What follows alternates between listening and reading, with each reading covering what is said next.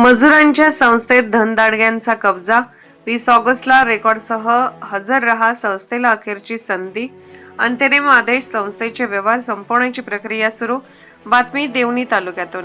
अंगमेहनत करून उदरनिर्वाह करणाऱ्या गरीब व कष्टकरी मजुरांच्या आर्थिक उन्नतीसाठी स्थापन करण्यात आलेल्या मजूर सहकारी संस्थांमध्येच धनदांडग्यांचा शिरकाव झाल्याचा गंभीर प्रकार समोर आला आहे.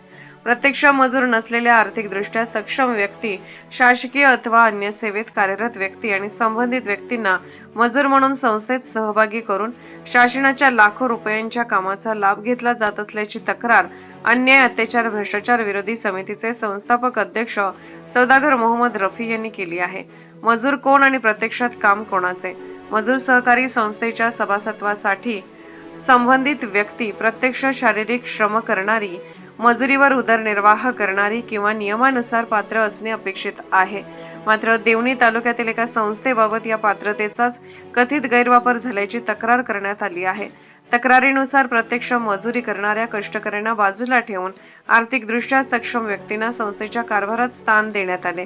त्यामुळे मजुरांच्या नावावर संस्था आणि प्रत्यक्षात गुत्तेदारांचा कारभार असा सवाल उपस्थित झाला आहे. बोगस मजूर, कागदी मजुरी आणि सब कॉन्ट्रॅक्टचा आरोप.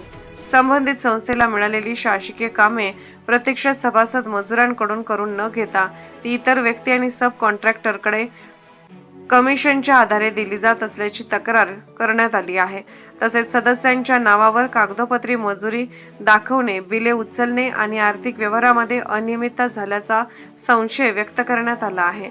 बँक खाते, धनादेश, ऑनलाईन व्यवहार, बिले, मस्टर आणि कामाच्या प्रत्यक्ष नोंदीची सखोल तपासणी झाली तर या संपूर्ण कारभाराचे धागेदोरे समोर येऊ शकतात असा दावा तक्रारदाराने केला आहे.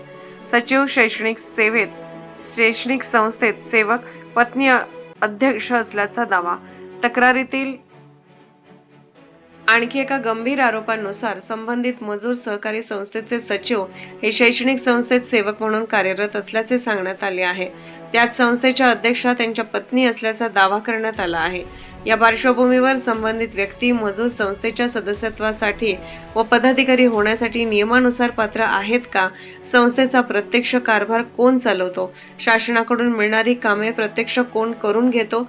याची चौकशी करण्याची मागणी करण्यात आली आहे. तक्रारीचा पाऊस. अखेर सहकार विभागाची कारवाई. या प्रकरणी तक्रारदाराने अनेक वेळा लेखी तक्रारी, ईमेल तसेच विभागीय आयुक्त कार्यालय, छत्रपती संभाजीनगर आणि आझाद मैदान, मुंबई येथे आंदोलन व उपोषण केल्याचे नमूद केले आहे. दरम्यान 10 ऑगस्ट 2026 पासून विभागीय आयुक्त कार्यालय, छत्रपती संभाजीनगर येथे बेमुदत आमरण उपोषण सुरू करण्यात आले होते. या आंदोलनाची दखल घेत सहकार विभागाकडून संबंधित संस्थेविरुद्ध अंतरिम आदेशाची कार्यवाही करण्यात आली. मजूर सहकारी संस्था अवसायनाचा उंबरठ्यावर.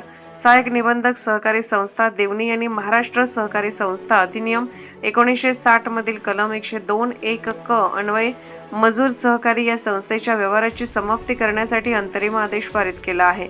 तसेच कलम 103(1) अन्वये श्रीमती JS गायकवाड, सहकार अधिकारी श्रेणी 1, संलग्न सहाय्यक निबंधक कार्यालय देवणी यांची अवसायक म्हणून नियुक्ती करण्यात आल्याचे आदेशात नमूद आहे.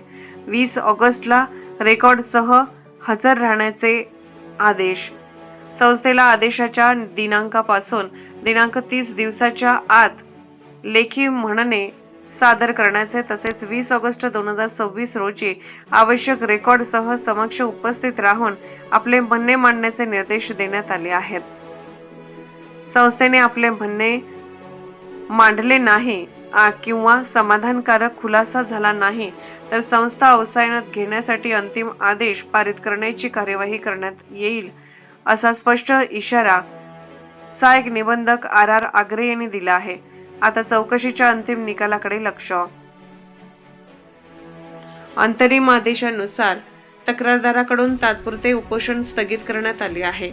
मात्र आता संस्थेच्या सभासदांची पात्रता, पदाधिकाऱ्यांची नियुक्ती, शासकीय कामांची अंमलबजावणी, बँक व्यवहार, मजुरीच्या नोंदी आणि कथित सब कॉन्ट्रॅक्टर व्यवहाराची सखोल तपासणी होणार का याकडे देवणी तालुक्याचे लक्ष लागले आहे.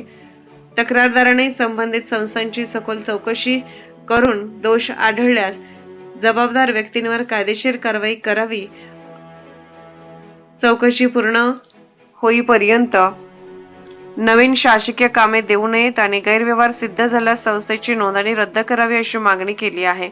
मजुरांच्या नावावर धनदांडग्यांची गुत्तेदारी या आरोपांचा आता सहकार विभागाच्या चौकशीत कितपत उलगडा होतो हे 20 ऑगस्टच्या सुनावणीनंतर स्पष्ट होणार आहे.